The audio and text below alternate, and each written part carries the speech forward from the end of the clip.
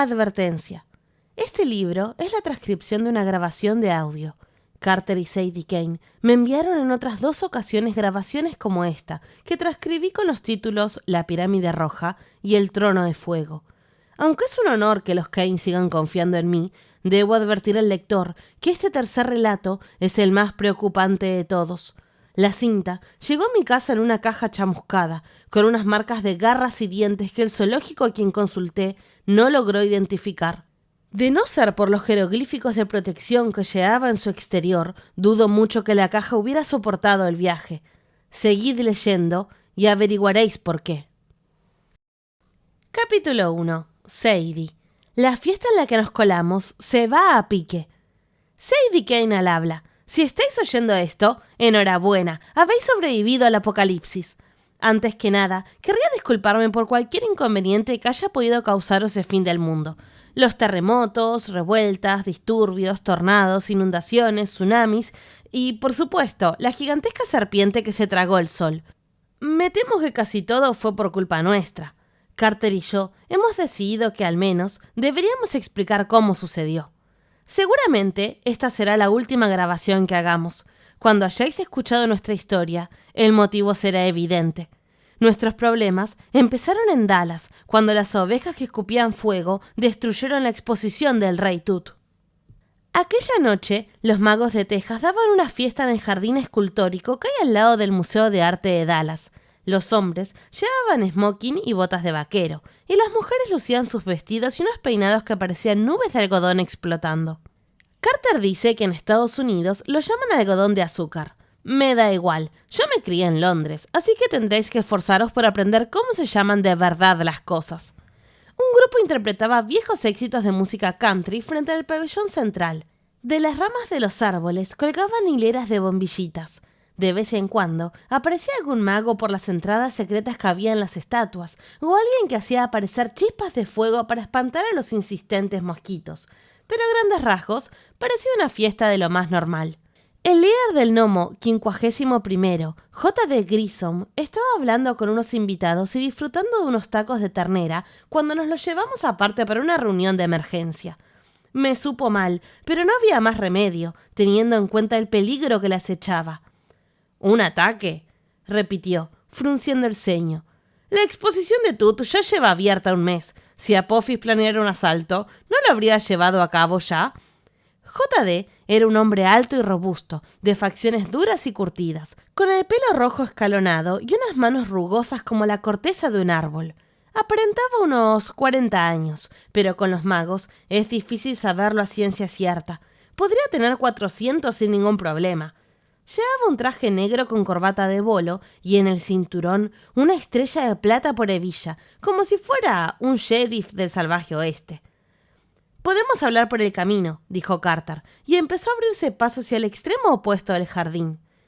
Tengo que admitir que mi hermano irradiaba confianza, aunque seguía siendo un zopenco de mucho cuidado, por supuesto. A su pelo, castaño y crespo, le faltaban unos mechones del lado izquierdo por culpa de un picotazo amistoso que le había dado su grifo, y las marcas de su cara delataban que aún no había terminado de dominar el arte del afeitado. Sin embargo, al cumplir los 15 años, había dado un estirón, y las horas que había pasado entrenando para el combate se le notaban en los músculos. Con su ropa negra de lino, y sobre todo con la espada Hopech que llevaba al cinto, daba una sensación de desenvoltura y madurez. Yo casi podía imaginármelo dirigiendo un ejército sin que me diera un ataque de risa. ¿Por qué me miras así, Carter? Ha sido una descripción bastante elogiosa. Carter rodeó la mesa del buffet, aprovechando para hacerse con un puñado de nachos. Apophis sigue una pauta, dijo a J.D. Todos sus otros ataques han ocurrido en noches de luna nueva, cuando todo está más oscuro. Créeme, esta noche caerá sobre tu museo, y caerá con fuerza. J.D. Grissom tuvo que esquivar a un grupo de magos que bebían champán. «Estos otros ataques», dijo. «¿Te refieres a Chicago y Ciudad de México?» «Y Toronto», respondió Carter. «Y algunos más». Supe que mi hermano prefería no dar más detalles. Los ataques que habíamos presenciado aquel verano nos habían provocado pesadillas a los dos. De acuerdo, el apocalipsis puro y duro aún no había llegado. Apophis, la serpiente del caos, había escapado de su prisión del inframundo 6 meses antes, pero aún no había lanzado la invasión a gran escala del mundo mortal que nos temíamos. Por algún motivo, la serpiente esperaba su oportunidad, y mientras tanto, se conformaba con lanzar asaltos menores contra gnomos que parecían seguros y felices. Como este, pensé. Cuando pasamos junto a los pabellones, el grupo terminaba de interpretar su canción. Una hermosa mujer rubia que tocaba el violín hizo un gesto a JD con el arco. «¡Sube, cielo!», le llamó. «Te necesitamos a la guitarra hawaiana». JD se obligó a sonreír. «Enseguida, cariño. Ahora vuelvo». Seguimos andando. JD se giró hacia nosotros. «Es mi esposa, Ann». «¿También es maga?», le pregunté. Él asintió, mientras se le nublaba la expresión. «Esos ataques. ¿Por qué estáis tan convencidos de que Apophis vendrá aquí?». Como a esas alturas Carter tenía la boca llena de nachos, su respuesta fue «Porque busco una pieza en particular», traduje yo. «Ya he destruido 5 copias de ella. La última que queda es la que hay en vuestra exposición de Tut». «¿Qué pieza es?», preguntó. Vacilé. Antes de llegar a Dallas, nos habíamos lanzado todo tipo de hechizos de escudo y llevábamos amuletos protectores que evitaban las escuchas mágicas, pero aún así me inquietaba hablar en voz alta de nuestros planes. «Será mejor que te lo enseñemos». Rodeé una fuente, donde 2 magos jóvenes se dedicaban a trazar brillantes mensajes de «te quiero» en los adoquines con sus varitas. «Hemos traído nuestro propio equipo de élite para que nos ayude. Están esperándonos en el museo. Si nos dejases estudiar la pieza, o quizás llevárnosla para protegerlo». «Llevároslo», repitió JD, torciendo el gesto. «La exposición está muy bien defendida. Mis mejores magos la patrullan 24 horas al día. ¿Creéis que en la casa de Brooklyn estaría más seguro?». Nos detuvimos al final del jardín.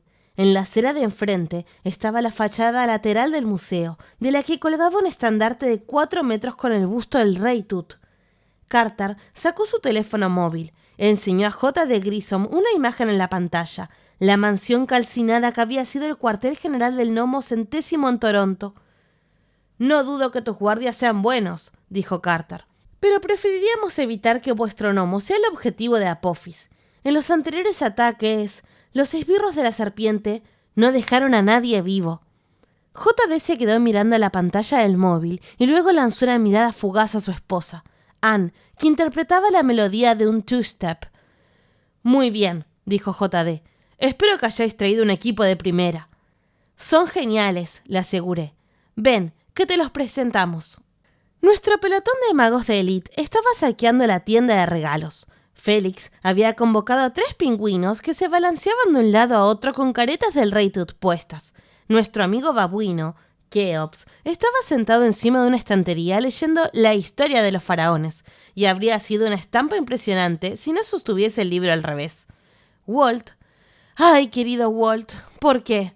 Había abierto la urna de las joyas y examinaba las pulseras y collares por si fuesen mágicos.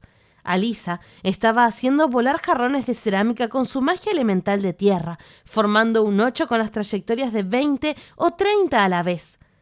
Carter carraspeó. Walt se quedó petrificado, con las manos llenas de joyas de oro. Keops se descolgó de la estantería, tirando casi todos los libros. La cerámica de Alisa se hizo añicos contra el suelo. Félix intentó ahuyentar a sus pingüinos para esconderlos detrás del mostrador. El chico se empeña en que esos animales tienen mucha utilidad. Me temo que yo no se la veo. JD Grissom hizo repiquetear los dedos contra la estrella de sheriff que llevaba en el cinturón. ¿Este es vuestro asombroso equipo? Sí, exclamé, intentando una sonrisa confiada. Perdona el estropicio, voy a ver si... Saqué mi varita del cinturón y pronuncié una palabra de poder. Hinem. Había mejorado mucho con ese tipo de hechizos. Ahora casi siempre podía canalizar la energía de mi diosa patrona, Isis, sin desmayarme. Y no había explotado ni una sola vez. El jeroglífico de unir brilló un instante en el aire. Las esquirlas de los jarrones rotos volaron unas hacia otras y se repararon solas. Los libros regresaron a los estantes. Las caretas del rey Tut salieron de las cabezas de los pingüinos, revelando que en realidad eran, increíble, pingüinos. Nuestros amigos tenían un aire avergonzado. Lo siento, farfulló Walt, devolviendo las joyas a su vitrina. Es que nos aburríamos. Yo no podía enfadarme en serio con Walt. Era un chico alto y atlético, con figura de jugador de baloncesto y vestido con pantalones de deporte y una camisa sin mangas que destacaba sus brazos musculosos. Tenía la piel del color del chocolate a la taza y una cara tan regia y atractiva como las estatuas de sus antepasados faraones. ¿Que si me gustaba? En fin, es complicado. Luego hablamos de eso. J.D. Grissom pasó revista a nuestro equipo. «Encantado de conoceros», dijo, logrando contener su entusiasmo. «Seguidme». El vestíbulo principal del museo era una sala blanca inmensa con mesitas de cafetería vacías, un escenario y el techo tan alto que podrías traerte a tu mascota jirafa. A un lado, una escalera subía hasta la hilera de despachos que ocupaba una entreplanta abierta al vestíbulo. Al otro lado, por la enorme cristalera, se veía la silueta de los edificios de Dallas contra el horizonte nocturno. J.D. señaló hacia la terraza de la entreplanta, donde había 2 vigilantes vestidos con túnicas de lino negro. «¿Lo veis? Hay guardias por todas partes». Los hombres tenían listos sus báculos y varitas. Se asomaron un momento para echarnos un vistazo y me percaté de que les brillaban los ojos. Llevaban jeroglíficos en los pómulos, como si fueran pinturas de guerra. Alisa me susurró. «¿Qué les pasa en los ojos?» «Magia de vigilancia», aventuré. «Esos símbolos permiten que los guardias vean en la Duat». Alisa se mordió el labio. Como su patrón era Heb, el dios de la tierra, prefería las cosas sólidas, como la piedra o el barro. No le gustaban las alturas ni el agua profunda, y no le gustaba ni un pelo la idea de la Duat, el reino mágico que coexistía con el nuestro. Una vez, cuando le describí la Duat como un océano que hay bajo nuestros pies, formado por capas y más capas de dimensiones mágicas que descienden hasta el infierno, creí que Alisa iba a desmayarse del mareo.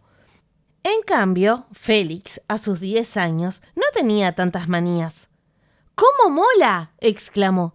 «Yo quiero que me brillen los ojos». Se pasó un dedo por las mejillas y dejó unas manchas relucientes de color violeta con la forma de la Antártida.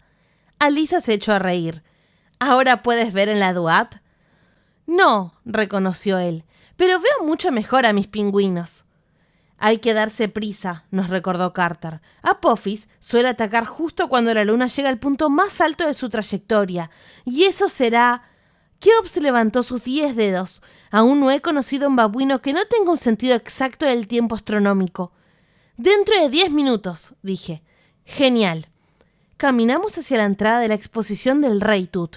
Difícil de pasar por alto gracias a un enorme letrero dorado que decía «Exposición del Rey Tut».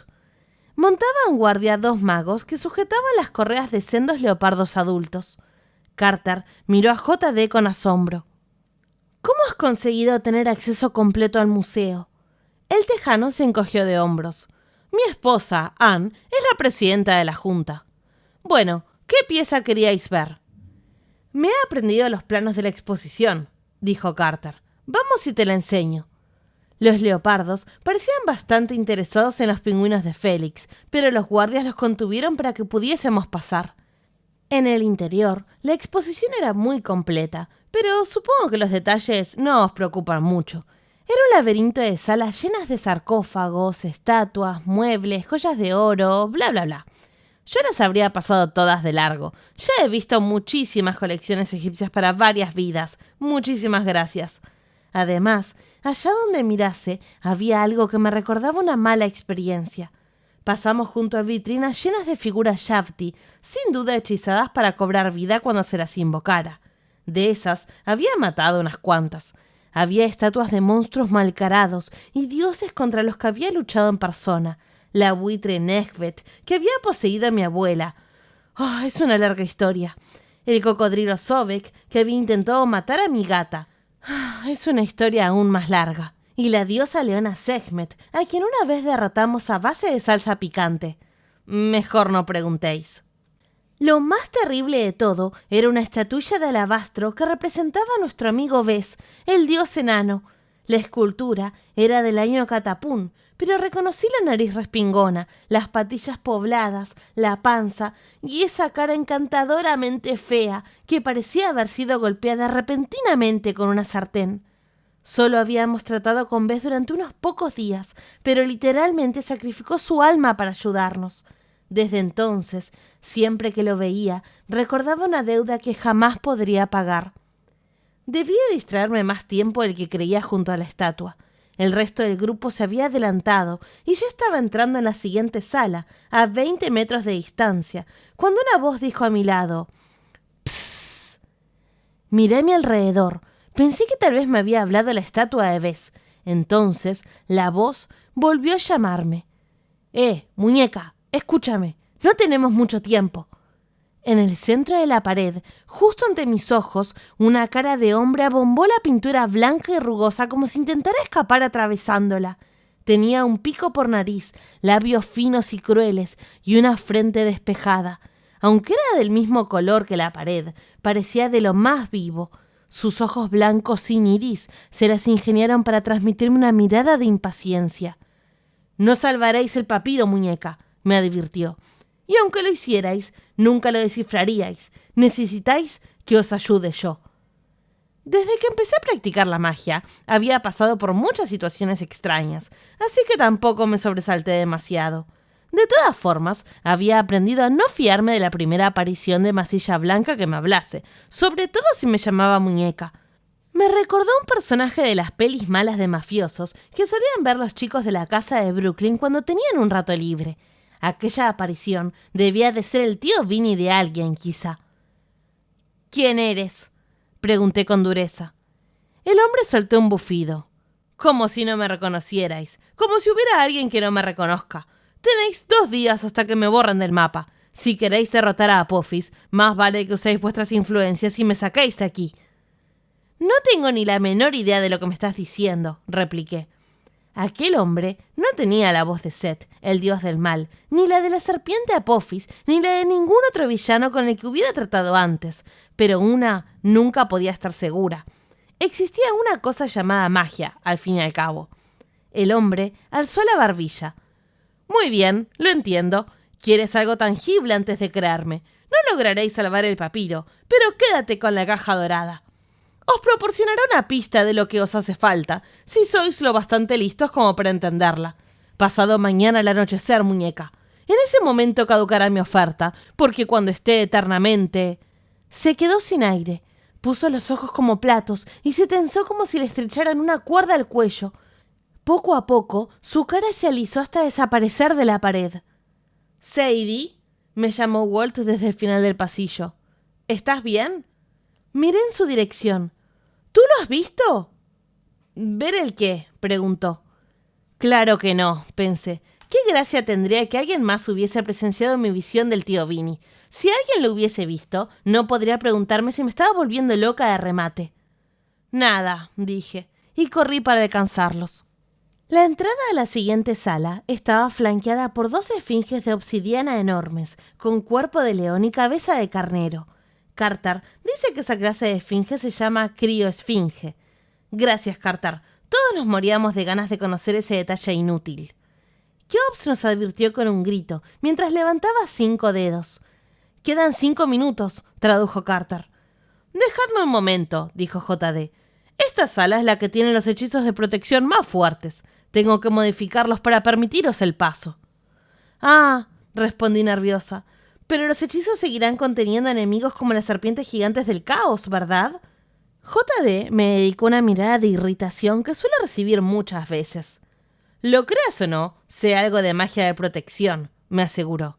«Confía en mí». Alzó su varita y se puso a canturrear. Carter me llevó a un lado. «¿Estás bien?»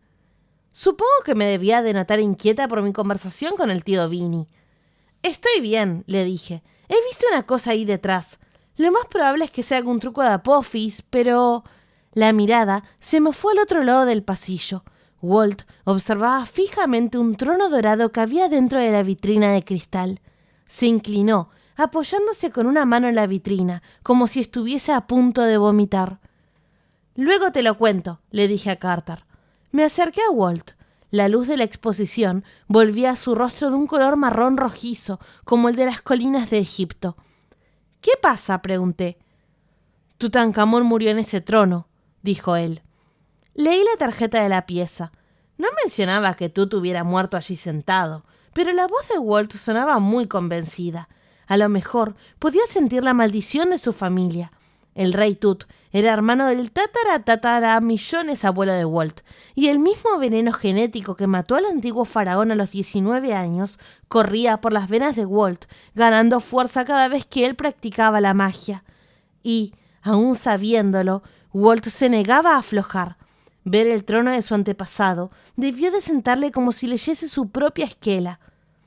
«Encontraremos la cura», le aseguré. «Tan pronto como nos hayamos ocupado de Apophis». Me miró, y ni siquiera fui capaz de acabar la frase. Los dos sabíamos que teníamos muy pocas probabilidades de vencer a Apophis. Aunque lo consiguiésemos, no había garantías de que Walt viviera lo suficiente para disfrutar de la victoria. Aquel era uno de los días buenos de Walt, y aún así se le notaba el dolor en los ojos. «Chicos», nos llamó Carter, «estamos listos». La sala que había al otro lado de las crisoesfinges era una especie de colección de grandes éxitos de la ultratumba egipcia. Un Anubis de madera de tamaño real nos miraba desde lo alto de su pedestal. Sobre una réplica de la balanza de la justicia estaba posada la estatua dorada de una babuina con la que Keops empezó a coquetear de inmediato.